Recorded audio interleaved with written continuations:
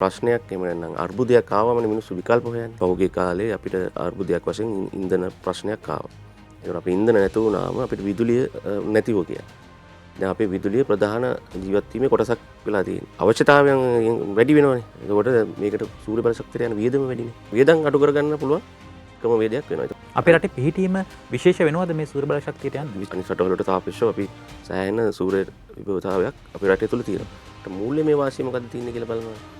දැන් අපි ජාලගත සූර්ය බල පද්ධතියක් නම් සම්බන්ධ කරන්නේ. ජාලගත පද්ධතියක නම් එයාට පුළුවන් මධ්‍යම ජාලයට විදුලිය විකුණලා ආදායම ලබන්න. තව දෙයක් තමයි එහෙනම් මට මගේ විදුලි බිල ටිකක් වැඩිපුර තියෙනවා. ඒ නිසා මම මගේ විදුලි බිල අඩු කරගන්න මම සූර්ය බල පද්ධතියක් දාගන්නවා. ඒක ජාලගත වෙන්න පුළුවන්, ජාලගත නොවෙන්න පුළුවන්.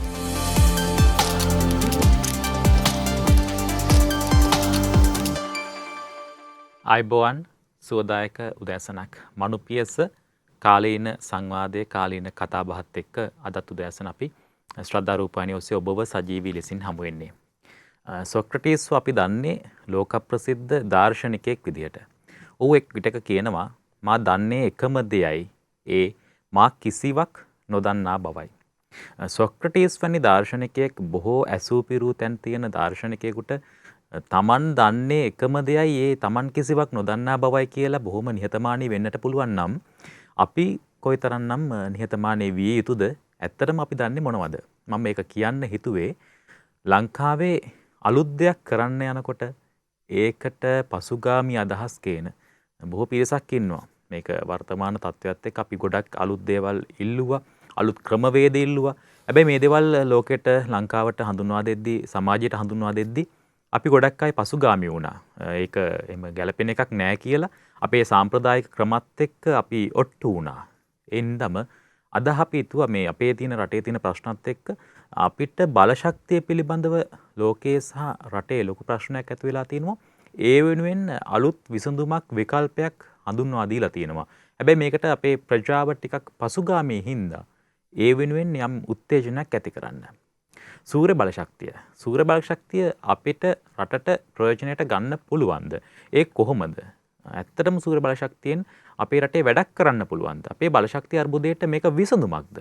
මෙන්න මේ ගැන මනුපියසේ අද අපි කතා කරන්න හිතුවා. අපි බොහොමත්ම ගෞරවණීයව ආරාධනා කළා ඒ පිළිබඳව කතා කරන්න දැනුම තියෙන ප්‍රවීණයෙකුට ශ්‍රී ලංකා සුනිත් බලශක්ති අධිකාරියේ ව්‍යාපෘති සම්බන්ධීකරණ නිලධාරී පද්මදේව සමරනායක මහතාට. අයිබන් ඔබතුමාට. පද්මදේව මහත්තයා අපි අහලා තියෙනවා දැන් ලංකාවේ තියෙන මේ ස්වභාවික සම්පත් එක්ක ලංකාවේ තියෙන පිහිටීමත් එක්ක අපිට ගොඩක් බලශක්තිය උත්පාදනය කරන්න ජල විදුලියට අමතරව එහෙම නැත්නම් මේ වෙනත් ක්‍රමවලට අමතරව අපිට මේ ස්වභාවික සම්පත් යොදාගෙන කරන්න පුළුවන් කියලා ජල විදුලියට අමතරව සුළං ශක්තිය යතරදී සූර්ය බලශක්තියත් අපිට අහලා තියෙනවා. මේ අපිට කියන්නේ ඉස්සෙල්ලාම මේ පුනර්ජනනීය බලශක්තිය මේ මොකක්ද? ඇතරම වචනේ තේරුම කිව්වොත් නැවත නැවත උත්පාදනය කිරීම. පුනර්ජනනීය කියන වචනේම තේරුමනේ. එතකොට නැවත නැවත උත්පාදනය කියන එක තමයි පුනර්ජනනීය කියන්නේ. හරි. එතකොට පුනර්ජනනීය බලශක්තිය ගැන කතා කරොත් ශ්‍රී ලංකාව වගේම ලෝකෙත් විශාල වශයෙන් කතා කරනවා. මොකද පොසිල ඉන්ධන මත යැපෙන රටවල් පවා අපිත් පොසිල ඉන්ධන මත යැපිලා සිටපු නිසා තමයි යම්කිසි අර්බුදයක දැන් සිටින්නේ. ඉතින් දැන් රටත් මිනිස්සුත් හැමෝම පුනර්ජනනීය බලශක්තිය ගැන කතා කරනවා. එතකොට ලංකාවේ පුනර්ජනනීය බලශක්තිය බහුලව අපිට තියෙනවා. විශේෂයෙන් අපි ප්‍රධාන වශයෙන් අපි දැනට උකහාගෙන තියෙන්නේ මම නම් පාවිච්චිට ගන්නේ ජල විදුලි. ජල විදුලි. ඊට අමතරව ප්‍රධාන වශයෙන් සුළං බලය. ඔයගොල්ලෝ දකින්න ඇති සමහර විට අපේ උතුරු ප්‍රදේශය බැලුවොත් පන්නාරම පුත්තලම ඒ ප්‍රදේශයේ විශාල වශයෙන් සුළං විභවය තියෙනවා. ඒ වගේ ජල විදුලි බලය තියෙන අපේ මධ්‍යම කඳුකර ප්‍රදේශයේ. එතකොට මේ වෙනකොට ජල විදුලිය අපි සෑහෙන ප්‍රමාණයක් රටේ තියෙන ප්‍රධාන මූලාශ්‍ර ඔක්කොම සෑහෙන ප්‍රමාණයට පාවිච්චිට අරගෙන තියෙනවා. එතකොට ඊළඟ ප්‍රභවය විදිහට අපි දකින්නේ සුළං ප්‍රභවය සහ සූර්ය බලශක්තිය. ඊට අමතරව අපේ ලංකාවේ අපි දැනට පාවිච්චි කරන පුනර්ජනනීය බලශක්ති ප්‍රභවයක් කිව්වොත් ජෛව ඉන්ධන. එහෙම නැත්නම් අපි කසල වලින් විදුලිය නිෂ්පාදනය කිරීම. මේ කාර්යයක් දැනට සිද්ධ වෙනවා. කොළඹ ප්‍රදේශයේ තියෙන කුණු කසල එකතු කරලා දැනට ඒ වගේ මෙගාවොට් 10ක බලාගාරයක් ක්‍රියාත්මක වෙනවා. ඒ වගේම මම කතා කරා වගේ ජෛව ඉන්ධන කියන අපි කියනවා ලාඩප්ප නැත්නම් ග්ලීරිසීඩිය කියලා ඒ වගේ දැව ඉන්ධන පාවිච්චි කරලා විදුලි බලය නිෂ්පාදනය කිරීමත් රටේ සිද්ධ වෙනවා. ඒ වගේම තව විදිහක් කරනවා. ඔය අපේ උක්කර්මාන්තය තියෙනවා. එතකොට දහයිය ඒ වගේ ඒවා පාවිච්චි කරලා ඒවනුත් ඒ කියන්නේ ඇග්‍රිකල්චරල් වේස්ට් කියලා අපි කියනවා. කෘෂිකාර්මික අපද්‍රව්‍ය පාවිච්චි කරලත් විදුලි බලය නිෂ්පාදනයකුත් දැනට සිද්ධ වෙනවා. ඊට අමතරව ලංකාවේ කුඩා ප්‍රමාණය වශයෙන් අපි පාවිච්චි කරනවා ජීව වායුව. අපේ අහක දාන කසල, සත්ව ගොවි පොළවල් ඒ වගේ තැන්වල. ඔන්න ඔය කියන පුනර්ජනනීය බලශක්ති ප්‍රභේදයක් දැනට අපි භාවිතයට ගන්නවා. සුළු සුළු වශයෙන් හරි. හැබැයි ඊට අමතරව අපිට තියෙන විභවයක් අපේ මුහුද ආශ්‍රිතව උදම් රළ භාවිතා කිරීමට ඒ සම්බන්ධෙනුත් දැන් පර්යේෂණ සහ කටයුතු මූලික කටයුතු කරමින් ඉන්නවා. ඇයි ඔය කියන විකල්පවලට ඔය කියන පුනර්ජනනීය බලශක්තියක් උත්පාදනයට අපේ රටක් විදිහට යා යුත්තේ? ඇයි කොතනද ප්‍රශ්නේ තියෙන්නේ? දැනටම ප්‍රශ්නෙට මිනිසුන්ට උත්තර හම්බෙලා තියෙන්නේ. ඒ කියන්නේ අපිට ප්‍රශ්නයක් එහෙම නැත්නම් අර්බුදයක් ආවමනේ මිනිස්සු විකල්ප හොයන්නේ. නේ? එතකොට දැන් බලන්න දැන් පහුගිය කාලේ අපිට අර්බුදයක් වශයෙන් ඉන්ධන ප්‍රශ්නයක් ආවා. ඒකට අපිට ඉන්ධන නැති වුණාම අපිට විදුලිය නැතිව ගියා. දැන් අපේ විදුලිය ප්‍රධාන ජීවත් වීමේ කොටසක් වෙලා තියෙන්නේ.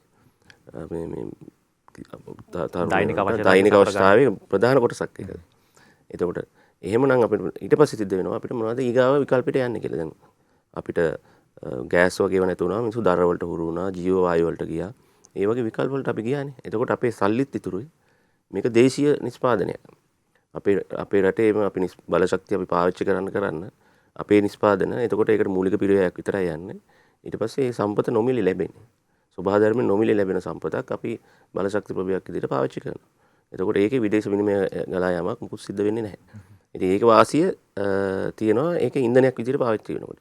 නමුත් අපි ආනයනික ඉන්ධන මත යැපෙන්න ගියොත් ඒක දෛනිකව ඒ ඉන්ධන සඳහා යන වියදමක් අපිට යනවා. ඒ ඉන්ධන නිසා පොසිල ඉන්ධන දහනය නිසා පරිසරයටත් හානියක් වෙනවා. අපේ ආර්ථිකයටත් ලොකු පහරක් වදිනවා. ඉතින් ওই නිසා තමයි මේ පුනර්ජනනීය බලශක්ති ගැන වැඩියෙන් කතා කරන්න පටන් ගන්නේ. දැන් අපි සාමාන්‍යයෙන් සූර්ය ශක්තියෙන් අපි විද්‍යාත්මකව ජීවීන් විදිහට මනුස්සයන් විදිහට ගන්න ප්‍රයෝජන ටිකක් තියෙනවා. නමුත් ඊට අමතරව අපි එදිනෙදා අපි ගත්ත ප්‍රයෝජන ටික තමයි රෙදි ටිකක් වේලා ගත්තා. ඒ වගේ මේ සරල සංසිද්ධි ටිකක් තමයි තිබුණේ.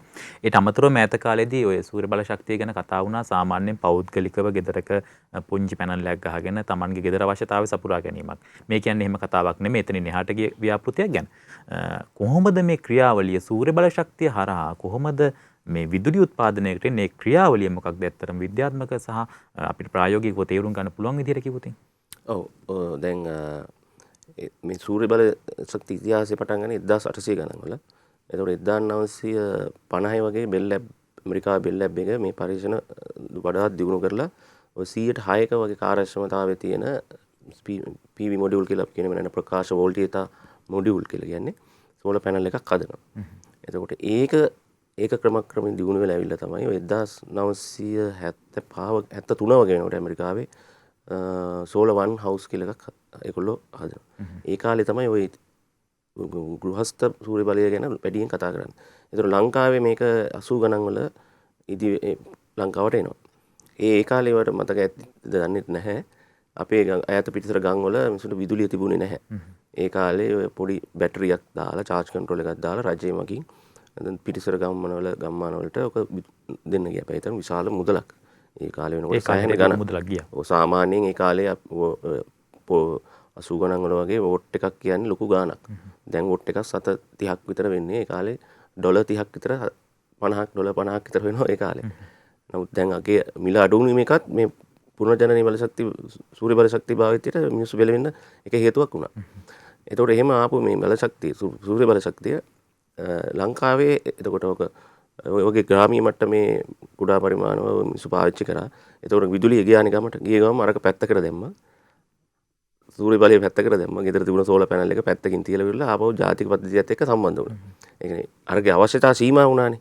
බැටරියක් චාර්ජ් කරලා ලයිට් එකක් දාලා පොඩි ටීවී එකක් බලන එකක් වගේ එකක් නේ තිබුණේ. නමුත් සීමා සහිත බලශක්තියක් තමයි ඒගොල්ලෝ. නමුත් ජාතික පද්ධතියට සම්බන්ධ වුණාම එයාගේ සීමාවන් පුළුල් වෙනවා. මට මතක අතීතයේදී මේ මහත්තයා දැන් අර මේ සාමාන්‍යයෙන් ඕකෙන් රූපවාහිනිය බැලුවත් කළු සුදු රූපවාහිනිය තමයි බලන්න පුළුවන්කම තියෙන්නේ. ඉස්සර ඊට පස්සේ අපිට ශීතකරණයක් පාවිච්චි කරන්න පුළුවන් කමක් නැහැ. ඊට පස්සේ හීටරයක් පාවිච්චි කරන්න පුළුවන් කමක් නැහැ. ඒ හින්දාද මේකෙන් ඈත් උනේ? එහෙම හින්දා නෙවෙයි. ඇත්තටම එහෙම ප්‍රශ්නක් තිබ්බ මිනිසුන්ට. නමුත් අර අපේ අවශ්‍යතාවයන් වැඩි වෙනවනේ. එතකොට මේකට සූර්ය බල ශක්තියට යන වියදම වැඩිනේ. ඉස්සර මේක ගණන් මිල වැඩි. එතකොට ඔක 2016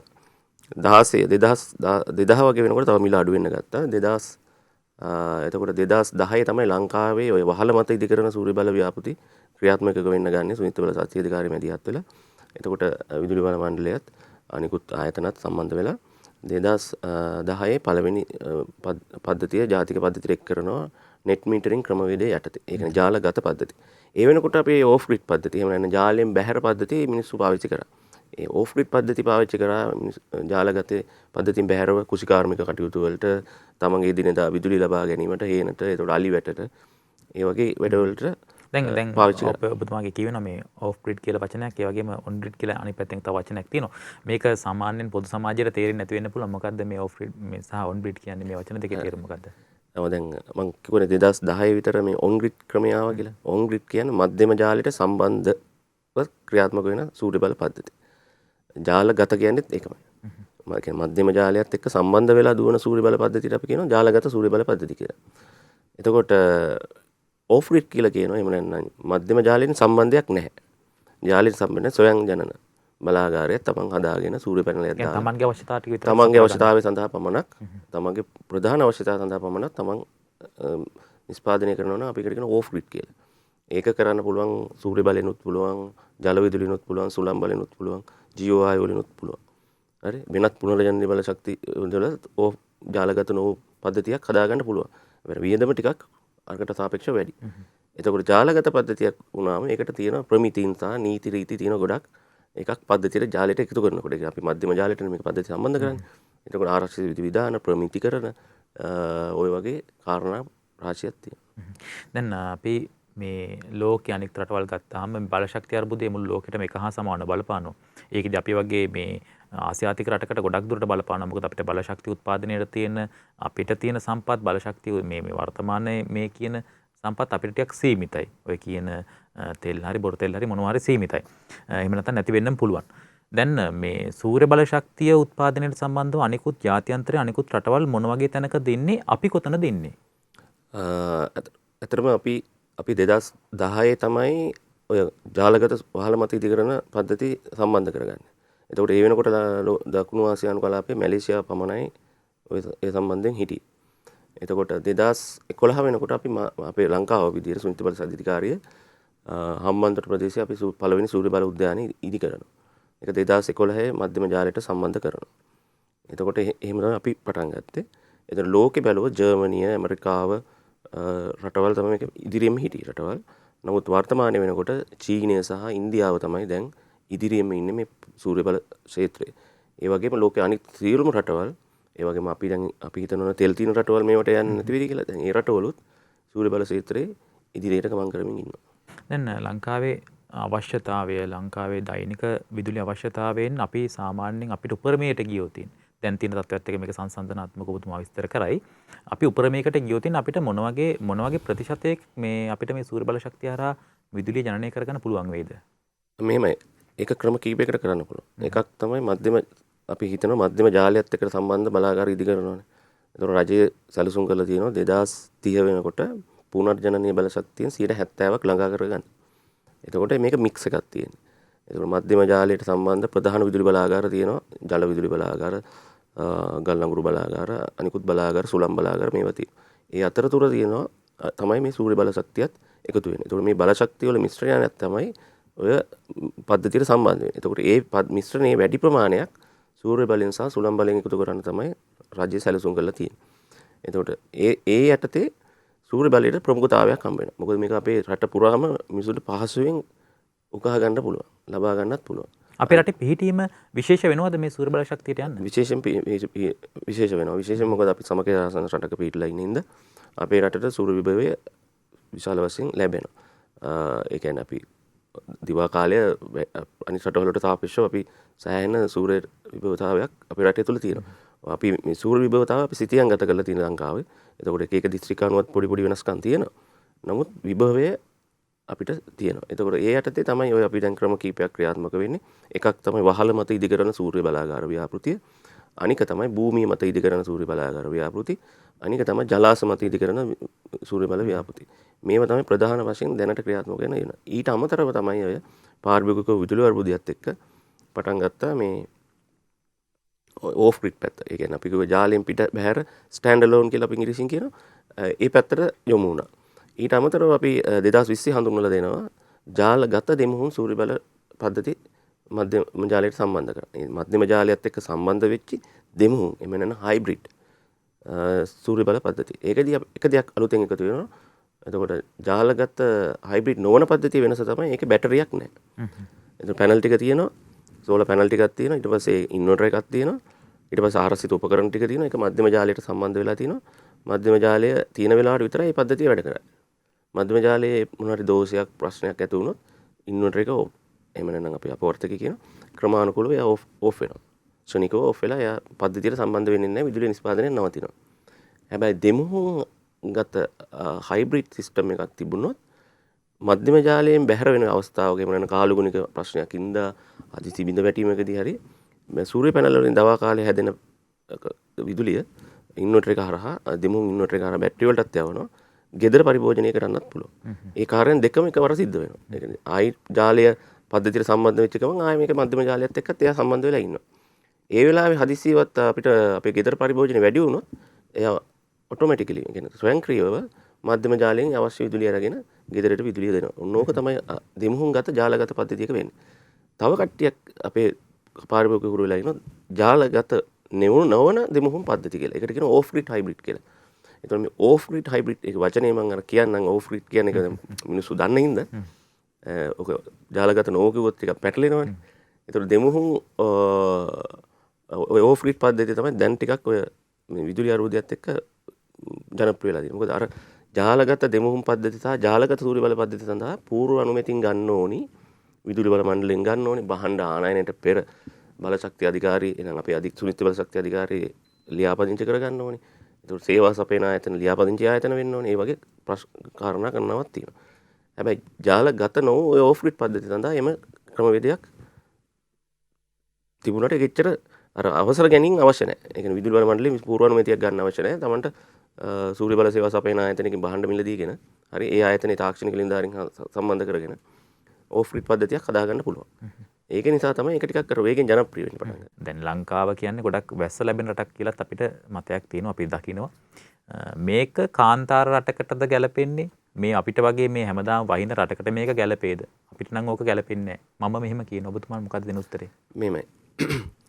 පුනර්ජනනයේ බලශක්තියේ තියෙන එක ගැටලුවක් තමයි ඕක. කාලගුණික වෙනස් වීම වලදී මේ බලශක්ති ප්‍රභේදයන්ගේ වෙනස් වීම සිද්ධ වෙනවා.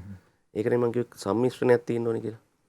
ඒ කියන්නේ ඒකෙන් නැත්තම් මේකෙන් හරි කොහෙන් හරි දෙන්න ඕනේ. දැන් විදුලිය ඒකාකාරීව දෙන්න ඕනේ පරිභෝගයට. ඒ නිසා තමයි ඔය සම්මිශ්‍රණයක් ගැන කතා කරන්නේ. ඒක තමයි අපි ජල විදුලිය, සුළං, සූර්ය විදුලිය, ජෛව අනිකුත් විදුලි ප්‍රභාවයන් එකට මිස් කරගෙන ඉන්නේ. නැත්නම් අපි අද වගේ දවසක දැන් වර්ෂාව වැඩි. අපි කියමු කිලෝවොට් 5ක පද්ධතියක් තියෙනවා කියලා. අද 5ක් ජෙනරේට් වෙන්නේ නැහැ.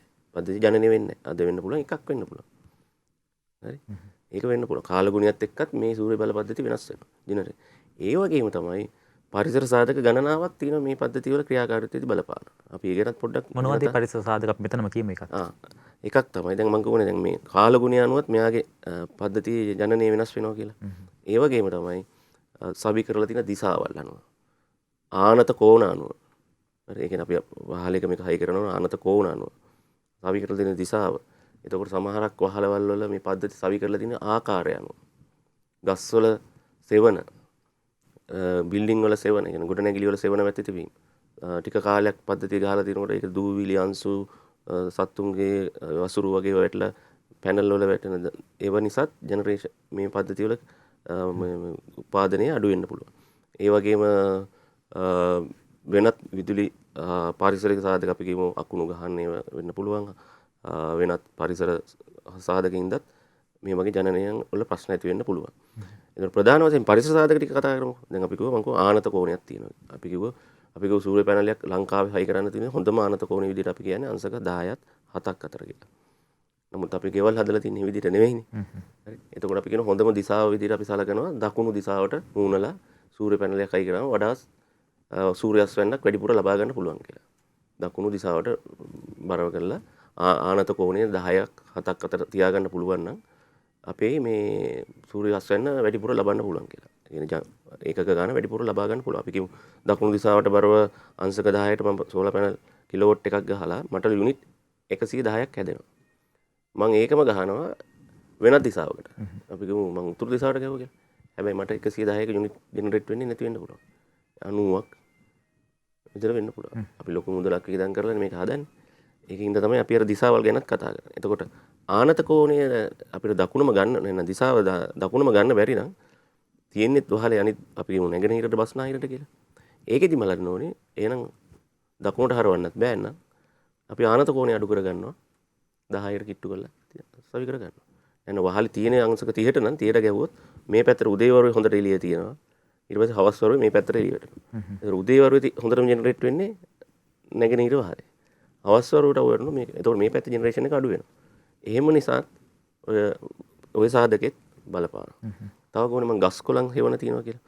දැන් අපි හිතනවා ඉර නැගෙනහිරින් නැගලා බස් නාහිරින් බහිනවා කියලා. අපි කියනවා සන් පාත් කියලා.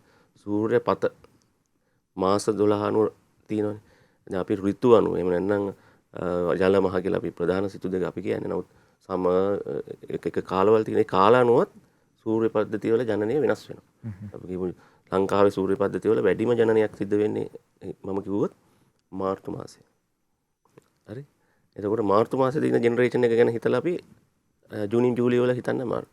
දැන් මේ මාසේ වහිනවා. එතකොට මේ මාසවල අඩු වෙනවා.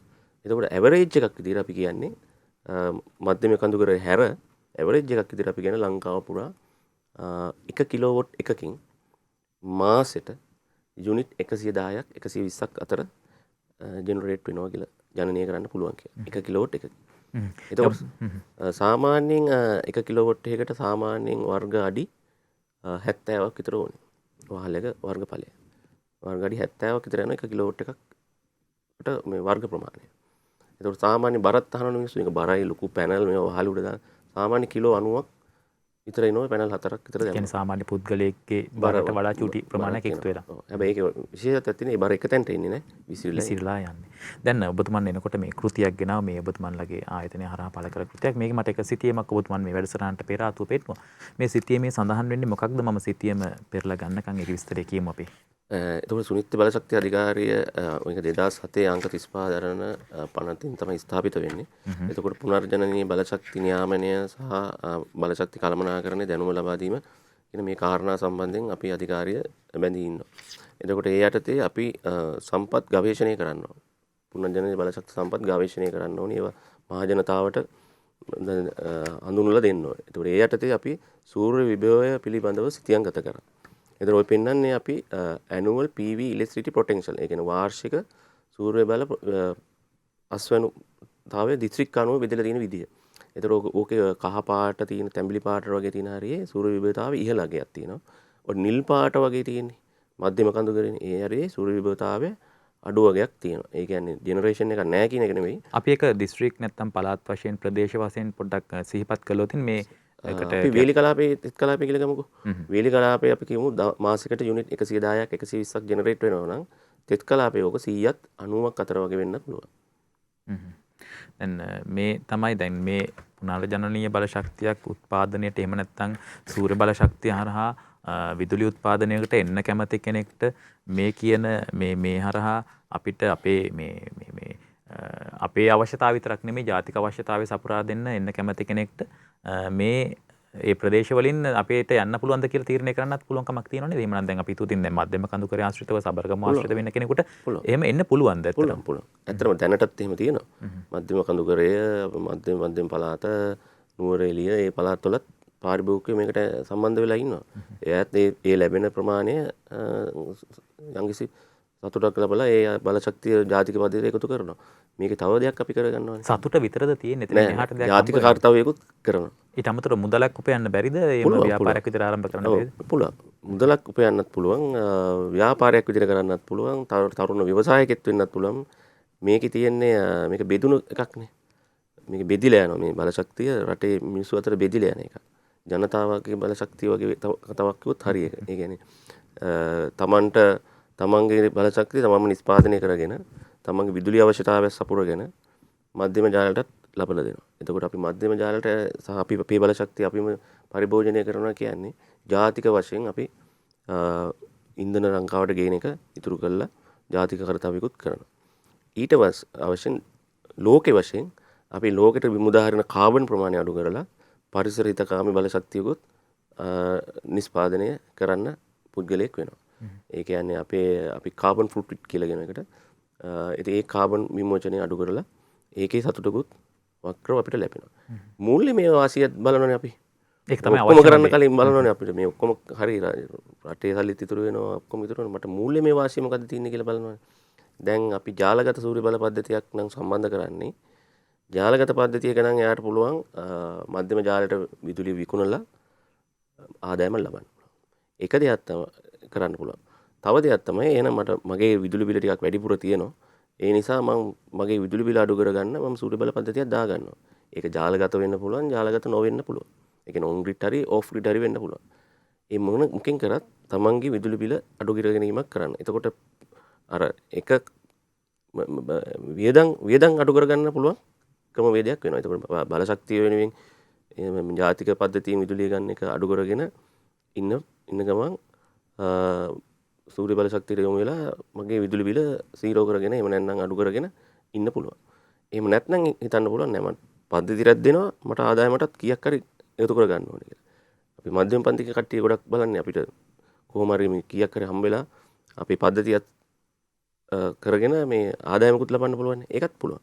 ඒකෙදි ක්‍රම 3ක් හඳුන්වලා දීලා තිනවා විදුලි බල මණ්ඩලය සහ මුනිසිපල් විසින් විදුලි බල අමාත්‍යාංශය සම්බන්ධ වෙලා එකක් ඒක 2000 මම කියන්නේ 2010 ලංකාවේ මේක පටන් ගත්තා. එතකොට තිබුණේ net metering ක්‍රමවේදය විතරයි. එතකොට තිබුණේ බල ශක්තිය අපි ජනනය කරනවා පද්ධතියට අපි පාවිච්චි කරන්නේ නැති වෙලාවට මධ්‍යම ජාලයට යනවා. පාවිච්චි කරන වෙලාවට අපි දවල් කාලේ පාවිච්චි වෙලා ඉතුරුවත් තිබුණොත් අපි පාවිච්චි කළා මධ්‍යම ජාලයට යනවා. ඔක තමයි net metering ක්‍රමවේදය උනේ. එතකොට උනේ අපි පාවිච්චි කරන ඒකක ගානට අර ඒකක ගාන හිලව් කිරිල්ලක් විතරයි. ඒක අවුරුදු 10ක් වෙනකන් අරන් යන්න පුළුවන්. ඒ ක්‍රමය තාමත් තියෙනවා. ඒකට කියන net metering ක්‍රමවේදය. අද සුද්ධ මනුකරණය කියලා. එතකොට ඊට පස්සේ 2016 සැප්තැම්බර් වල හඳුන්වලා දුන්නා මේ කාලෙත් ළඟ වෙන 6 වෙනිදා වගේ හඳුන්වලා දුන්නේ. සූර්ය බල සංග්‍රාමයේ වැඩසටහන එනවා 2016 සැප්තැම්බර් වල. එතකොට එනවා තව ක්‍රම දෙකක්. එකක් තමයි net accounting අනික net plus කියලා. සුද්ධ ගිණුම්කරණය අරක මයික්‍රෝ පවර් ප්‍රොඩියුසර් සූත්‍ර බලාගාර ක්‍රමය. ඒ කියන්නේ net plus කියන එක. එතකොට net accounting එක උනේ අර පාරිභෝගිකයෝ කිව්වා අපි විදුලිය ජනරේට් කරලා පද්ධතියට දෙනවා. නමුත් අපිට ආදායමක් නැහැ. ඒක ඉස්සරහට යන විතරයි වෙන්නේ කියලා. එතකොට 2016 ආපු net accounting ක්‍රමවේදය යටතේ ඒ වෙලාවේ ජනනය කරන විදුලිය පද්ධතියට දෙන ගමන්ම වැඩිපුර අපි විදුලිය පද්ධතියට දීලා තිබුණොත් අපි කියන අපි පාවිච්චි කරලා ඉතුරුවත් තිබිලා පද්ධතියට දීලා තිබුණොත් ඒ ප්‍රමාණයට රුපියල් 22 ගානේ ගෙවීමක් පළවෙනි අවුරුදු 8ට කරා. ඊට පස්සේ අවුරුදු වලට 15 50 ගානේ තමයි ගෙවීම් කරන්නේ. එතකොට දැනට තියෙන ඔය විදියට ඒවා ඉදිරියට වෙනස් වෙන්නත් පුළුවන්. එතකොට net plus ක්‍රමවේදය උනේ මගේ විල මම සාමාන්‍ය පරිදි ගෙවාගෙන යනවා. ඒක ආදායම් මාර්ග ක්‍රමවේද. ව්‍යාපාරිකව මේ ක්ෂේත්‍රයට ගොඩක් නැඹුරු වුණා. මහා පරිමාණ ව්‍යාපාර කර්මාන්තශාලා ඒ වගේම අඩු ආදායම්ලාභීන්ට තමන්ගේ පද්ධතිය වහලේ ගහලා මොකද විදුලි පාවිච්චියක් අඩු නම් එයාට වහලේ සූල පද්ධතියක් ගහලා මධ්‍යම ජාලයට එකතු කරලා ඒන ආදායම තියෙනවා. අපි කියමු යුනිට් මාසෙට 200ක් ඇදෙනවා. 200ම මධ්‍යම ජාලයට දෙනවා. දීලා ඒන ආදායම බැංකුගත කරගන්න පුළුවන්. හැබැයි විදුලි බිල මම සාමාන්‍ය පරිදි ගෙවාගෙන යනවා. ඒක තමයි net plus ක්‍රමවේදය කරන්නේ. ඒතර ක්‍රමවේද තුනක් තියෙනවා. එකක් net metering, net accounting, net plus කියලා. ඉතින් වැඩියෙන් ජනප්‍රිය වුණා පහුගිය කාලේ ගෘහස්ත පාරිභෝගිකයන් අතර net accounting ක්‍රමය. මොකද බැංකු ණයක් කරගෙන මේක හැදුවම ඒක ණය අරකින් ගෙවිලා යන විදියට මේ ක්‍රමවේදය ක්‍රියාත්මක වුණා. ඉතින් ඒ නිසා තමයි ඒක ජනප්‍රිය වුණේ. හැබැයි ඒ දවස්වල අමාරුවෙන් හරි සෝල පද්ධතිය ගහගත හිටියනම් මේ දවස්වල හැටියට ලොකු ජයග්‍රහණයක් කියලා හිතනවා ඇති ඒක පාරිභෝගිකයෝ. දැන් මේ ශේෂ්ත්‍රයට එන්න නැත්නම් මේක හරහා තමන්ගේ අවශ්‍යතාවයේ ජාතික අවශ්‍යතාවයේ සපුරන්න කැමති කෙනෙක් තමන්ගේ ගෙදර නැත්නම් තමන්ගේ ඉඩමක තමන්ගේ ව්‍යාපාරික ස්ථානයේ මොනම තැනක හරි මේක ආරම්භ කරන්න ඕනි කියලා හිතිච්ච කෙනෙක් තනින්ද පටන් ගන්න ඕනි ඉස්සෙල්ලාම කොතෙන්ටද යන්න ඕනි කොහෙන්ද ආරම්භ කරන්න වැඩි? හොඳ ප්‍රශ්නයක් ඔබතුමා ඇහුවේ. ඇත්තටම අපි කියමු අපි ක්‍රමයෙන් ක්‍රමයට කතා කරුනේ. එකක් තමයි අපි කියමු ජාලගත සූර්ය බල පද්ධතියක් කියලා. මධ්‍යම ජාලයට සම්බන්ධ කරන සූර්ය බල පද්ධතියක්. ඒ සඳහා අපි සුමිත් බල ශක්ති අධිකාරිය සූර්ය බල සේවා සපයන ආයතන අපේ අධිකාරිය ලියාපදිංචි කරලා තියෙනවා. ඒතර පාරිභෝගික පෞද්ගලික ආයතන දෙක. පෞද්ගලික ආයතන. ඒ සියලුම පෞද්ගලික ආයතන. ඒතර මේ සේරම වැඩසටහන් කරන්නේ පෞද්ගලික ආයතන. එතකොට අපි කරන්නේ දැන් මේ පාරිභෝගිකයන්ට මේ පිළිබඳ දැනුමක් අඩුයිනේ. ඒ කියන්නේ සුනිත් බල ශක්ති අධිකාරිය හරහා කරන දේව කියන්නේ. ඔව්. එතකොට දැනුම අඩු නිසා අපි ඒ ලංකාවට ගේන ආනයනය කරන භාණ්ඩ තියෙනවනේ මේකට සම්බන්ධ භාණ්ඩ ආනයනය කරන්න ඕනේ. සූරි පැනල් සහ ඉන්වර්ටර්ස් වගේ දේවල්. ඒ වගේ දේවල් පූර්ව අනුමැතියක් අපේ අධිකාරිය තාක්ෂණික කමිටුවක් ඉන්නවා. ඒ කමිටුවට යොමු කරලා ඒ ආයතන ඒක නිෂ්පාදකයෝ ලංකාවට ඇවිල්ලා ඒ ආයතන ඒ භාණ්ඩ ඉදිරිපත් කරලා ඒවයි තාක්ෂණික ප්‍රමිතීන් ඒ වගේ ඒවා අපි බලනවා. ඒතකොට මේ සම්බන්ධයෙන් ප්‍රමිතීන් අපි ගණනාවක් ප්‍රකාශයට පත් කරලා තියෙනවා. ඒ ප්‍රමිතීන් වලට අනුකූල වෙන භාණ්ඩ ලියාපදිංචි කරාට පස්සේ ඒ භාණ්ඩ ආනයනය කරන්න පුළුවන්. ඊට පස්සේ ඒ අනුමැතිය ගත්ත ඊට පස්සේ සූර්ය බල සේවා සපයන ආයතන තියෙනවා. සමාගම් ඉන්නවා. ඒ ආයතන තමයි මේ සේවාව පාරිභෝගිකය ගාවට අරන් යන්නේ. ඒ කට්ටිය තමයි මහා ජනතාවකට ගෙනිහිල්ලා මේක හඳුන්වලා දෙන්නේ. ගෙනිහිල්ලා ඒ අය තමයි කරන්නේ. එතකොට ඒ අය සූර්ය බල සේවා සපයන ආයතන තමයි පාරිභෝගිකයට අවශ්‍ය කටයුතු ටික ඔක්කොම කරන්නේ. එතකොට ඒකෙදි පටන් ගැනීමේ ජාලගත පද්ධතියක් පටන් ගන්නවා නම් මුලින්ම කරන්න ඕන දෙයක් තමයි පූර්ව අනුමැතියක් ගන්න ඕනේ ලංකා විදුලි බල මණ්ඩලය නම් පාරිභෝගිකයෙක් නම් ලංකා විදුලි බල මණ්ඩලය ලෙකෝ පාරිභෝගිකයෙක් නම් ලෙකෝ බල ප්‍රදේශයේ ප්‍රාදේශීය විදුලි ඉංජිනේරු කාර්යාලයෙන් පූර්ව අනුමැතියක් ගන්න ඕනේ. ඒ කියන්නේ මම කිලෝවොට් 5ක සූර්ය බල පද්ධතියක් ගහනවා කියලා ඉල්ලීමක් කරන්න. දැන් ලංකා විදුලි බල මණ්ඩලය නම් දැන් ඒගොල්ලන්ගේ වෙබ් අඩවියට ගියා නම් ceb.lk වෙබ් අඩවියට ගියා නම් ඒකේ තියෙනවා දැන් ඔන්ලයින් ෆැසිලිටි එකක් දීලා සූර්ය බල පද්ධතියක් සකස් කරන අයට ලියාපදිංචි සඳහා පූර්ව අනුමැතිය ගන්න. එහෙම නැත්නම් CBK app එක ඩවුන්ලෝඩ් කරලා ඒ හරහාත් පුළුවන්.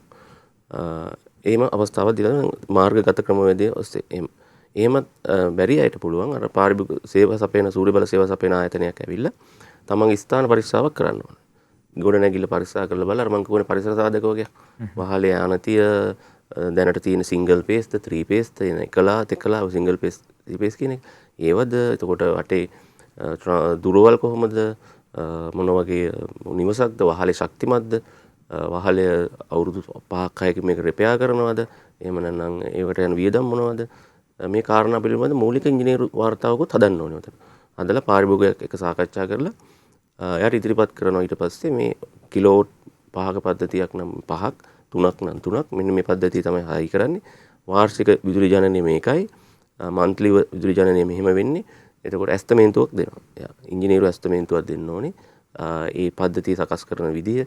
එතකොට ඒකට අදාළ ඩ්‍රෝවින් එහෙම නැත්නම් චිත්‍ර ඒවත් එක්ක ඒවට අදාළ වගකීම් තියෙනවානේ. විවිධ වගකීම් තියෙන මේ පද්ධතිය. ඒ වගකීම් මොනවද? ඒ අදාළ තොරතුරුත් එක්ක පාරිභෝගිකයාට තාක්ෂණික වාර්තාවක් දෙනවා. ඒ වාර්තාවත් එක්ක අර සේවා සපයන ආයතනය අයදුම් පත්‍ර යොමු කරනවා පාරිභෝගිකයා සමග එකතු වෙලා විදුලි බල මණ්ඩලයට. එතකොට මේ විදුලි බල මණ්ඩලයෙන් කරන්නේ ඊට පස්සේ ඇවිල්ලා බලන ස්ථාන පරීක්ෂාව මෙතන පද්ධතිය දාන්න කොච්චර දුරක් තියෙනවද ට්‍රාන්ස්ෆෝමර් මෙතනට දෙන්න පුළුවන් කිලෝවොට් ගාන කීයද ප්‍රමාණය මොකද්ද ඒක බලනවා. ඒක බලලා ඊට පස්සේ ඒක පූර්ව අනුමැතිය දුන්නට පස්සේ පද්ධතිය ස්ථාපිත කරන්න පුළුවන්.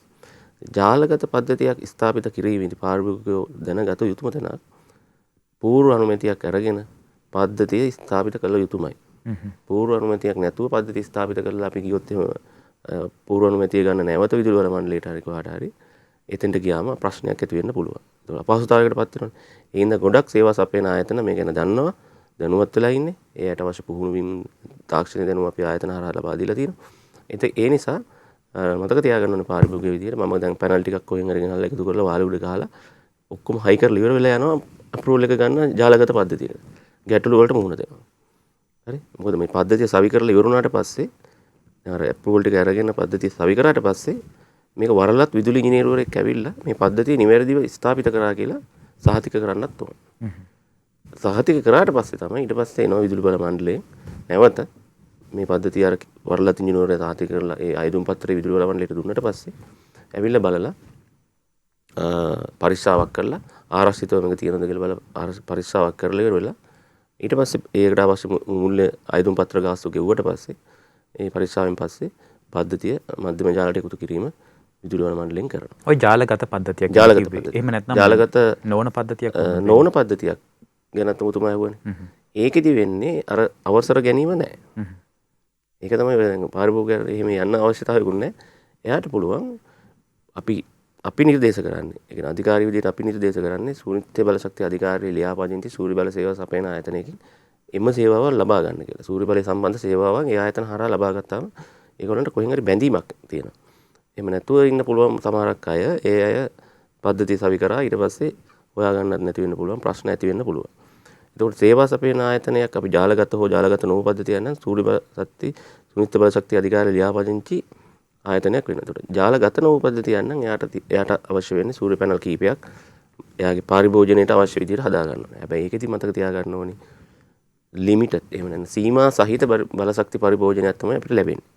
හේතුව තමයි අපි ජාලගත නොවු පද්ධතියක් මේ විදුලි අර්බුදයට සඳහා ගෙදර ස්ථාපිත කරගන්නවා නම් අපි මේකෙන් පාවිච්චි කරන උපකරණ මොනවද කියලා පෙර ඇගීමක් කරන්න ඕනේ. බල්බ් කීයක් දානවද? ටීවී එක පාවිච්චි කරනවද? කම්පියුටර් කීයක් පාවිච්චි කරනවද? වොෂින් මැෂින් එකක් පාවිච්චි කරනවද? ෆ්‍රිජ් එකක් පාවිච්චි කරනවද? මේක පැය කීයක් මේ උපකරණ පාවිච්චි කරනවද කියන එක. මෙන්න මේ ටික ගණනය කරලා පැය කීයක් පාවිච්චි කරනවද? එතකොට එකතුවක් එනවනේ. අපි කියමු කිලෝවොට් පැයක් පාවිච්චි කරනවා. මේ ඔක්කොම උපකරණ ටික පාවිච්චි කරන කිලෝවොට් අව එකක් යනවා කියමු පැයකට. එතකොට බැටරි එක කොච්චර වෙලාවක් ඕනේද කියලා ඊට පස්සේ තීරණය කරන්න ඕනේ.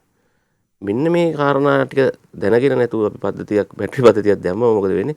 සෝලාර් පද්ධතියක් ගැහුවා අපි ඕෆ් ග්‍රිඩ් එකක් ගැහුවා ගාපු ගමන් බැටරිය බහිනවා ප්‍රශ්න ඇති වෙනවා. හේතුව මොකද අපිට සීමා සහිත බල ශක්තියක් තමයි අපි බැටරිය ගබඩා වෙන්නේ. ඒකෙන් පාවිච්චි කරන්න පුළුවන් උපකරණ මොනවද කියලා ඉස්සෙල්ලා අධ්‍යයනය කරලා ගණනයක් කරලා ඒකට හරියන විදිහට තමයි ඔය ඕෆ් ග්‍රිඩ් පද්ධතිය හදා ගන්න ඕනේ. හරි? ඒක හදාගත්තට පස්සේ පුළුවන් බැටරි පද්ධතිය Tamanට හරියන විදිහට එකතු කරන්න. නැත්නම් වෙන්නේ මොකද අපි අරක ගණනය නොකර අපි අඩු බැටරි ධාරිතාවයක් දාලා වැඩි පරිභෝජනයක් කරන්න යනවා. එතකොට වෙන්නේ අර බැටරි වල ආයු කාලෙත් අඩු වෙනවා. අර වගේ ඉක්මනින් ඒවා අක්‍රිය වෙන්නත් බලපානවා. ඊට පස්සේ කියන්නේ මේ පද්ධතිය වැඩක් නැහැ මේක ක්‍රියාත්මක වෙන්නේ නැහැ. එහෙම කියලා පාරිභෝගිකයෝ මැසිවිලි කරනවා. ඒකට හේතුව තමයි මේ පද්ධති පිළිබඳ නිසි අවබෝධයක් නැතුව එහෙම නැත්නම් ඒ පිළිබඳ තාක්ෂණික දැනුමක් නැති කෙනෙක් ලව්ව අරක සවි කර ගැනීම වෙන්න පුළුවන්. එහෙම නිසා අපි කියන්නේ ඔය බැටරි පද්ධති පාවිච්චි කරද්දී විශේෂයෙන් සැලකිලිමත් වෙන්න ඕනේ. ඔය ජාලගත නොවු බැටරි පද්ධති පාවිච්චි කරද්දී විශේෂයෙන් සැලකිලිමත් වෙන්න ඕනේ. මොකද මේක ඇතුලේ තියෙන්නේ රසායනික ක්‍රියාවලියක් නේ අපි තියෙන බැටරි ඕක රසායනික ක්‍රියාවලිය සිද්ධ වෙන්නේ. ඒක අපි කියන්නේ නැහැ ගෘහස්ත අභ්‍යන්තරව බැටරි පද්ධති ස්ථාපිත කරන්න කියලා. පුළුවන් තරම් ඒක අභ්‍යන්තරයෙන් බාහිරව ඉදි කරන්න කියලා. එතකොට දරුවෝ සතුන්ට වගේ ඇයට ළඟා වෙන්න ඇත්තටම දැන් ওই විදිහේ මේ පද්ධතියක් සවි කිරීම තුළ ගෙදරට අනතුරක් තියෙනවද ඒක වළක්වා ගන්න? ඕනම විදුලි පද්ධතියක අනතුරු තියෙනවා. ඕනම විදුලි පද්ධතියක අනතුරු තියෙනවා. ඒක අපි පරිහරණය කරන විදිහ අනුව තමයි ඒ අනතුරු ඇති වෙන්නේ. සහ ඒ ඉදිකිරීම කරපු ශිල්පීන්ගේ තියෙන තාක්ෂණික දැනුම සහ හැකියාවන් මත තමයි ඒවයි අනතුරු සහ ඒවා ඇති වෙන්න පුළුවන්. ඕනම පද්ධතියක ඒ කෙරෙහි අධීක්ෂණයක් නැද්ද ඔබතුමන්ලගේ ආයතනයේ? අපේ කෙරෙනවා. අපි මේ අධීක්ෂණ ස්ථාන ඒ ප්‍රමිතීන් සකස් කරලා තමයි දීලා තියෙන්නේ. ඒක තමයි අපි නිතර කියන්නේ මේ අධිකාරී ලියාපදිංචි සේවා සපයන එහෙම නැත්නම් පුහුණුවක් ලැබපු තාක්ෂණ ශිල්පීන් ඉන්නවනේ. අපි කියමු බැටරි පද්ධතියක් වයර් දෙකක් ගහලා බල්බ් එකක් පත්තු කරන්න පුළුවන් කියලා අපි දන්නවා. ඉස්කෝලේත් ගිහිල්ලා ඉගෙනගෙන තියෙනවා. නමුත් ඒකට ක්‍රමවේදයක් තියෙනවා, ප්‍රමිතියක් තියෙනවා, යම්කිසි නියාමනයක් තියෙනවා. ඒ ක්‍රමවේද බලලා විදුලි ශිල්පයේ පිළිබඳ දැනුම තියෙන කෙනෙක් ඒක එයා දන්නවා විදුලි ශිල්පයේදී කරන්න ඕනේ විදි. ඒ පිළිබඳ පුහුණුවක් ලැබලා තියෙනවා. මේ පුහුණුවක් ලැබපු කෙනෙක් එක කරාම එයාලා ඒක දන්නවා කොහොමද ආරක්ෂිතව ඉදි කරන්න කියලා. ඒ නිසා තමයි අපේ අධිකාරිය වගේ සූර්ය බල තාක්ෂණ ශිල්පීන්ට පුහුණු වීම ලැහැත්ති කරලා තියෙනවා. පුහුණු කරනවා ඊට පස්සේ ඒ සම්බන්ධව දැනුම ලබා දෙනවා. ඒ සම්බන්ධව අවශ්‍ය විස්තර අපි වෙබ් අඩවි වල තියෙනවා. ඒතකොට දැන් මේ දවස්වල අපි දීප ව්‍යාප්තව දිස්ත්‍රික් මට්ටමේ විදුලි කාර්මිකයින්ව දැනුවත් කිරීමට සටහනක් කරගෙන යන මහජන උපිතා කොමිසමත් එක්ක සම්බන්ධ වෙලා පහුගිය මාසවල අපි ත්‍රිකුණාමල මලේ ප්‍රදේශය කරා. ඒ වගේ අනිකුත් දිස්ත්‍රික් ආවරණය වන පරිදි අපි මේකට සටහනක් කරගෙන යනවා. මොකද ප්‍රාදේශීය මට්ටමේ ඉන්න විදුලි කාර්මික ජනතාවගෙන් ගමේ කට්ටිය අහන්නේ. ගමේ කෙනෙක් අහන්නේ මේ මට සෝල එකක් දා ගන්න ඕනේ මොනවද මේකට අවශ්‍ය මේ වගේ ඒ දැනුම තියෙන කාර්මික පිරිසක් අපි යටතලේ හදලා තිබුණොත් අර පාරිභෝගිකයන්ට දැනුම ළඟට යනවනේ. ඔබතුමාට කියනවා අර මේ දැන් ඒ කාර්මික ශිල්පී නැත්නම් විදුලි මේ ශිල්පියා ඔබතුමන්ලා ලියාපදිංචි කරගන්නවා. එහෙම ලියාපදිංචි කරන ශිල්පියෙක් එහෙම නැත්නම් ඔබතුමන් සඳහන් කරන මේ පද්ධතියක් සකස් කරගන්න, සවි කරගන්න ආයතනයක් ඔය කියන ලියාපදිංචි ආයතනයක් තෝරගන්න කලින් ඔබතුමන්ලගේ ආයතනට ඇවිත් මේ ආයතනයේ ලියාපදිංචිද මේ විදුලි කාර්මික ශිල්පියා ලියාපදිංචි කෙනෙක්ද කියලා එහෙම හොයාගන්න පුළුවන්ද? පුළුවන්. අපේ වෙබ් අඩවියට ගියාම සූර්ය බල සේවා සපයන ආයතනවල ලයිස්තුවක් තියෙනවා. ලයිස්තුවක් තියෙනවා. නම් වෙබ් අඩවියට ගියාම මේ තොරතුරු ඔක්කොම බලන්න පුළුවන්. energy.gov.lk වෙබ් අඩවියට ගියාම. මොන වුණත් අපිට දැන් මේ ප්‍රාදේශීය මට්ටමේ හැම දිස්ත්‍රික්කෙම වගේ සූර්ය බල සේවා සපයන ආයතන බිහිවිලා ඉන්නවා. ඒ කියන්නේ මේ ක්ෂේත්‍රයේ රැකියා 10000ක් විතර හැදිලා තියෙනවා. මේ වෙද්දී. ඒ කියන්නේ ඒ ආයතන 450ක් විතර දැන් ඉන්ඩස්ට්‍රි එකේ මේ වැඩ කටයුතු කරගෙන යනවා. ඒ කියන්නේ අවශේෂ කොටස් නිෂ්පාදකයෝ පවා ලංකාවේ බිහි වෙලා ඉන්න මේ ක්ෂේත්‍රයට අදාළව. ඒකත් මේකේ ලැබෙන අතුරු ප්‍රතිඵලයක්. දැන් අපි කලින් නැවතුනේ මේ ජාලගත නූ පද්ධතියේ අපි කොටස් ගැන කතා කරන්නේ. දැන් බැටරි තාක්ෂණය මම ටිකක් අනුතුරුයි කියලා. එතන ඒකෙදි තව දෙයක් දැක ගන්න ඕනේ. දැන් බැටරි වර්ග තියෙනවා. දැන් මේ ඕෆ් ග්‍රිඩ් පද්ධතිය සවි කර ගැනීමේදී දැන් ජනප්‍රිය ගම්මට්ටමෙත් ඕකනේ අහන්නේ. ඒ කියන්නේ ප්‍රමිතිය මොකක්ද? මොන වගේ රටවල් වලින්ද ඒවා මේ ආනයනය කරලා තියෙන්නේ? ඒ වගේ ප්‍රමිතිය තියෙනවද? එතකොට ඒ අපි තෝරාගද්දි මොන වගේ ප්‍රමිතියින්ද සැලකිලිමත් විය යුතු කියන කාරණාවත් ඔය එක්කම එකතු කරමු. හරි. දැන් බැටරි වර්ග වලට අන්තර්ජාතික ප්‍රමිතීන් තියෙනවා. හරි. බැටරි වර්ග තියෙනවා. එතකොට අපි කියන්නේ ඩීප් සයිකල් බැටරි කියලා කියන්නේ. හරි. ඒ කියන්නේ සාමාන්‍ය අපි වාහනේ අපි දන්නේ වාහනේට දාන බැටරිය එමනම් ටෝච් එකට දාන බැටරිය ඕනේ අපි දන්න බැටරිය. නමුත් අපි කියන්නේ වාහන වලට පාවිච්චි කරන බැටරි වර්ග සූර්ය බලපත් සඳහා භාවිත කරන්න සුදුසු නෑ කියලා තමයි අපි කියන්නේ. ඒකෙන් ඒවා ආයු කාලය කෙටි. ඒවා හදලා තියෙන වෙනත් කාර්යයකට. ඒතකොට ඩීප් සයිකල් වැඩිපුර බස්සන්න පුළුවන් ක්‍රියා කරන්න පුළුවන් බැටරිය තමයි සූර්ය බල ශක්තිය සඳහා වෙනමම බැටරි වර්ග හදනවා. ඒවා පුනර්ජනනීය බල ශක්ති උපකරණ යොදවලා ආරෝපණය කරන්න පුළුවන් බැටරි වර්ග වෙනම තියෙනවා. ඒ බැටරි අතරත් තියෙනවා ජෙල් බැටරි කියනවා. ඊට පස්සේ ඩීප් සයිකල් කියලා තමයි වචනේ පාවිච්චි කරන්නේ. ඒතකොට ඒකේ කාර්යය තමයි ඒ බැටරි හිමින් charge වෙන්නේ කඩින්මින් බස්සන්නත් පුළුවන්. ඒ බැටරි. ඒතකොට තව තියෙනවා ලිතියම් අයන් බැටරි කියලා. ඒක තමයි දැන් ලෝකෙ දියුණුවත් එක්ක ගොඩක් ඒ පැත්තට තමයි යන්නේ. ඒතකොට දැන් සාමාන්‍යයෙන් ලෙඩ් ඇසිඩ් බැටරි එකක් දැම්මොත් ඔහුගේ ආයු කාලය අවුරුදු 3ක් 4ක් වෙන්න පුළුවන්. හැබැයි ඒකත් තීරණය වෙනවා පරිසර සාධකත් එක්ක. හරි බැටරි වල උෂ්ණත්වය වැඩි වෙනකොට ඒ වගේ ආයු කාලෙත් අඩු වෙනවා. හරි. දැන් අපි සූර්ය පැනල වලත් එහෙමයි. සූර්ය පැනල අපි හිතන උෂ්ණත්වය හොඳට තියෙනවා, රස්නේ හොඳට තියෙනවා. රස්නේ නෙමෙයි එතනත් බලපාන්නේ. කලින් කියන නවතුණා එක සූර්ය පැනලට ඕනෙත් එළිය. ෆොටෝ වෝල්ටික් කියලා කියන්නේ ඉෆෙක්ට් කියලා කියන්නේ. ඉතින් ආලෝකය තමයි විදුලි බවට පරිවර්තනය කරන්නේ. ඉතින් රස්නේ නෙමෙයි. එතන. ඒතර බැටරි වලටත් ඔය උෂ්ණත්වය වැඩි තැන් වල බැටරි තිබ්බොත් එහෙම ඒවයි ආයු කාලයත් අඩු වෙනවා. ඒවත් බලපානවා. එතකොට සාමාන්‍ය ලෙඩ් ඇසිඩ් බැටරි එකක් ඔක ඩිස්චාර්ජ් කරනවා කියලා කියනවා. අපි කියන්නේ බස්සන්න පුළුවන්, විසර්ජනය කරන්න පුළුවන් වෙන්නේ ඒ බැටරියේ 150යි. හරි. එතකොට 150යි. ඒක මතක තියෙන්න ඕනේ. මොකද ලෙඩ් ඇසිඩ් බැටරි වල. හැබැයි ලිතියම් අයන් බැටරි එක නම් ඒක 80ක් 90ක් අතර යන්න පුළුවන්. හරි. එතකොට ඒකත් මතක තියාගන්න ඕනේ වෙනවා. හැබැයි මිලෙන් බැලුවොත් ලෙඩ් ඇසිඩ් බැටරි වල මිල අඩුයි. හැබැයි ලිතියම් අයන් බැටරි වල මිල ටිකක් වැඩි. ඉදිරියේදී මිල අඩු වෙයි ඔය. එතකොට ඕනෝකයි මිල පැත්තෙන් බැලුවොත්. එතකොට ආයු කාලය බැලුවොත් ලෙඩ් ඇසිඩ් බැටරි වලට සාපේක්ෂව ලිතියම් අයන් බැටරි වල ආයු කාලය අවුරුදු 10ක් විතර වෙන්න පුළුවන්. ඉතින් ඕකත් ක්‍රමානුකූලව ෂෙයා වීමකුත් සිද්ධ වෙනවා. දැන් සූර්ය පැනල වල අපි ක්‍රමානුකූලව ෂෙයා වෙනවා වගේම මේ වගේ ෂෙයා වීම සිද්ධ වෙනවා. ඒකත් මතක තියෙන්න ඕනේ. දැන් නාගරිකව ඉන්න කෙනෙක්ට හිතෙන්න පුළුවන් අපිට තියෙන ඉඩ පහසුකම් එක්ක අපේ තියෙන මේ අපි තියෙන කාර්යබහුලත්වයත් එක්ක අපේ තියෙන ඉඩ පහසුකම් හරි සීමිතයි. ඒ හින්දා මේක අපිට කරන්න බෑ කියලා. ඒ වගේම දුෂ්කර පළාතක ඉන්න කෙනෙක්ට ගම්බදව ඉන්න කෙනෙක්ට හිතෙන්න පුළුවන් අපි ගොඩක් ඈතින් ඉන්නේ දුරස්තව ඉන්නේ. ඒ හින්දා අපිට මේක ජාතික පද්ධතියට එකතු කරන්න පුළුවන් කමක් නැති වෙති කියලා. මේ දෙගොල්ලන්ටම විසඳුමක් තියෙනවද? මේ දෙගොල්ලන්ටම මේ වැඩේ කරන්න පුළුවන්ද? වහලයක් තියෙනවා නම් ඒක සුදුසු තත්ත්වයේ තියෙනවා. කියන්නේ වහලේ දිරලා නැත්නම් සූර්ය පැනල් ටිකක් තියන්න පුළුවන් නම් ඕනම වහලේ විතරද ගහන්න පුළුවන්? නෑ දැන මම මේ වහල මත ඉදි කරන සූර්ය බල පද්ධතිය තියෙනවානේ. වහල මත ඉදි කරන සූර්ය බල පද්ධතිය සඳහා හඳුන්වලා දින ක්‍රමවේදය යටතේ වහලේ විතරයි ගහන්න පුළුවන්. බිම ගහලා ජාතික පද්ධතියට එකතු කරනවා නම් ඒක වෙනම ව්‍යාපෘතියක්. මොකද මම ජපානයේ වගේ රටවල් වල මේ වීඩියෝ පට දැක්කා ඒ කෘෂිකර්ම පරිසරයක් තුල නැත්තම් වගා බිම් තුල ගහලා තියෙනවා යටි වගාවක් තියෙනවා උඩුයෙන් මේ සූර්ය පැනල ගහලා තියෙනවා. එහෙම නැත්තම් හන්දිවල නගරවල මේ ඉඩ තියෙන තැන් වලින් ගහලා තියෙනවා මේ සූර්ය පැනල. ඒක ඒ ක්‍රමවේදය ලංකාවට ගේන්න බැරිද? නෑ ලංකාවෙත් ක්‍රියාත්මක වෙනවා. එතකොට අපි ක්‍රමවේද කීපයක් ඕනේ මම. ජාලගත වහල මත ඉදිකරන එක තියෙනවා. ඊට පස්සේ ජාලගත භූමිය මත ඉදිකරන තියෙනවා. ජාලගත පාවෙන විදුලි බලාගාර තියෙනවා. ඔක මුතුමා කිව්වේ ඇග්‍රි ෆොටෝවෝල්ටික් කියලා කියන්නේ ඒකට. කෘෂිකාර්මයත් එක්ක යන සූර්ය බල තාක්ෂණය. ඒ කියන්නේ සූර්ය පැනල අපි උස්සලා ගහලා යට වගාවන් කරගෙන යනවා. ඒකත් ලංකාවේ දැන් කරගෙන යනවා. එතකොට ඒ වගේ භූමිය මත ඉදිකරන සූර්ය බලාගාර වලින් මේ වෙනකොට මෙගාවොට් 122ක් විතර පද්ධතියට සම්බන්ධ වෙලා තියෙනවා. එතකොට වහල මත සවිකරන බලාගාර වලින් මේ වෙනකොට මෙගාවොට් 600ක් 620ක් විතර පද්ධතියට එකතු කරලා තියෙනවා. ඒ අතරින් මේ අවසරේ තමයි වැඩිම ප්‍රමාණයක් අපි මධ්‍යම ජාලයට එකතු කරලා තියෙන්නේ. එතකොට දැන් අර වහල මත සවිකරන නැතුව බිම හයි කරන්න බැරිද කියලා හොනේ මුතුම. බිම සවිකරනලා පද්ධතියට එකතු කරනවා නම් ජාලයට එකතු කරනවා නම් ඒකට වෙනම ක්‍රමවේදයක් තියෙනවා. එතකොට එයා ඒ පද්ධතිය ඒවට අත්සන් කරන්න ඕනේ ඉස්සෙල්ලා පූර්ව අනුමැතින් ගන්න ඕනේ ඒවට ඒ පද්ධතිය ඉදි කරන්න කලින්. එතකොට ඒව සාමාන්‍ය මහ පරිමාණ සූර්ය බලාගාර සඳහා තමයි ඒවට අනුමැතින් හම්බෙන්නේ. එතකොට මොකද අපි භූමියත් සීමා සහිතයිනේ. ඒ නිසා තමයි අපි වැඩියෙන් කතා කරන්නේ වහල මත සවිකරණ ඒවට යන්න කියලා. එතකොට භූමිය මත සවිකරණ ඒවට යනවා නම් ඒක වෙනම ක්‍රමවේදයක් ක්‍රියාත්මක වෙනවා. ඒ සඳහා කලින් පැවතුන ටෙන්ඩර් ක්‍රමවේදයක්. එතකොට ටැරිෆ් එකක් එහෙම නැත්නම් ඒකට ගෙවීම් කිරීම ක්‍රමවේදයක් හඳුන්වලා දීලා තිබුණා. එතකොට ඒ ක්‍රමවේදය යටතේ අයදුම් පත්‍රයක් සුමිත්ත බල ශක්ති අධිකාරියට ඉදිරිපත් කරලා ඒක ඒ අයදුම් පත්‍රය එතකොට සක්්‍යතා අධ්‍යයනයක් කරන්න ඕනේ. සක්්‍යතා අධ්‍යයන වාර්තාවක් කරන්න ඕනේ.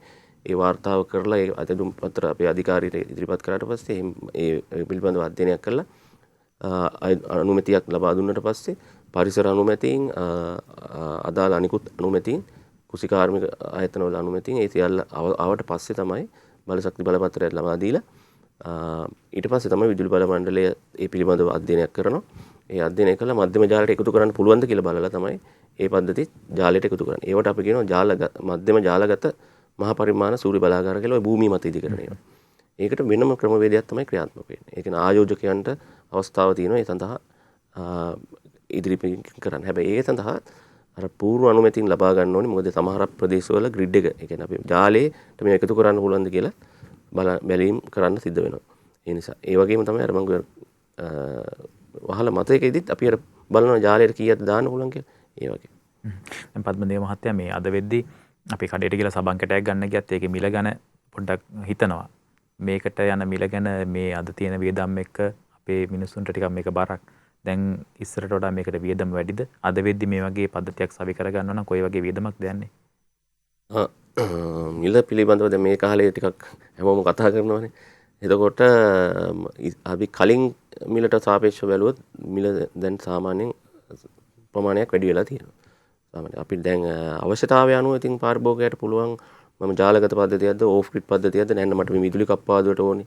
හින්දා මට බල්බ් ටිකක් දාලා ළමයාට උගන්වන්න පාඩම් කරන්න. ඒ වගේ දෙයක් තිබුණත් ඇති. එහෙමත් යන්න පුළුවන්.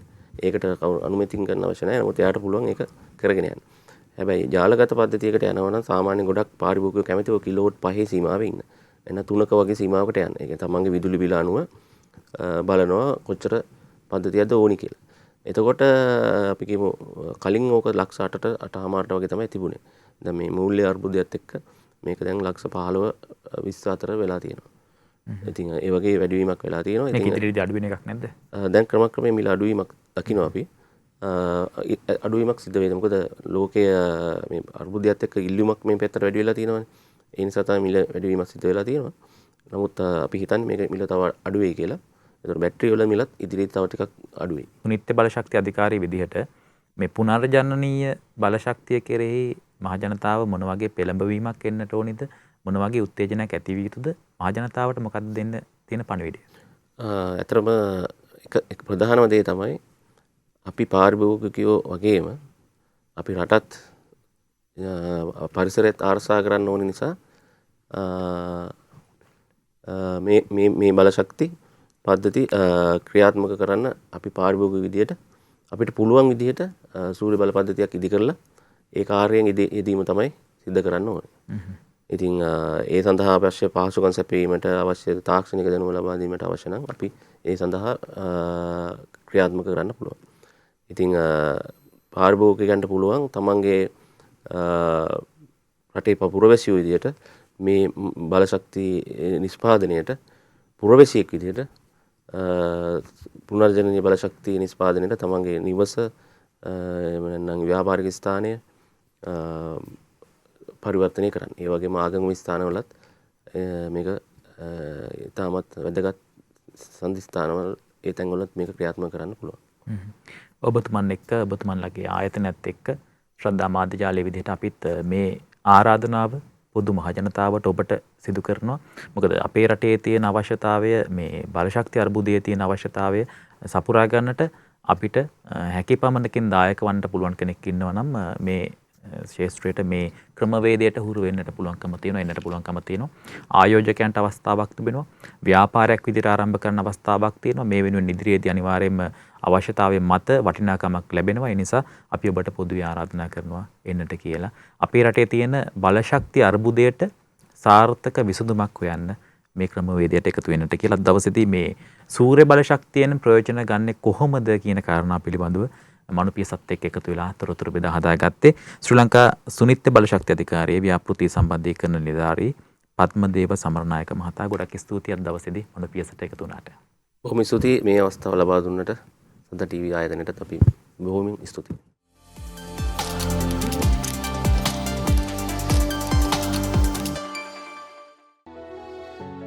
මෙවැනි වටිනා ඔවදන් සහ දැනුම් සම්භාරයක් රගත් නවතම වීඩියෝ නැරමීම සඳහා ඔබත් දැන්ම සොයුරු YouTube චැනලේ සබස්ක්‍රයිබ් කරන්න.